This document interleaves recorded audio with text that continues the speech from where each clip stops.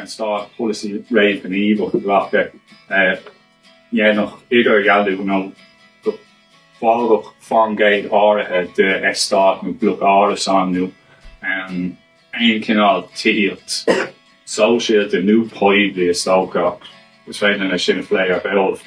Tithíocht Phoiblí ach ein cinál tithíocht de hógan san start chunas go féidir sin fangéid áirithe ágáil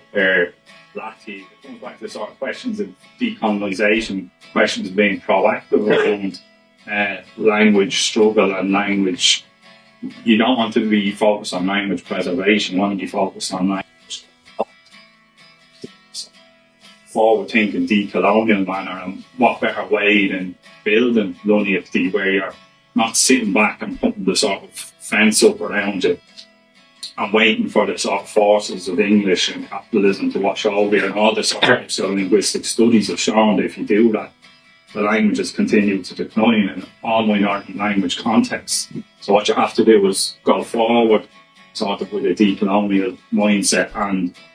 do sort of radical, engage in radical demands and implement radical policies. And I think the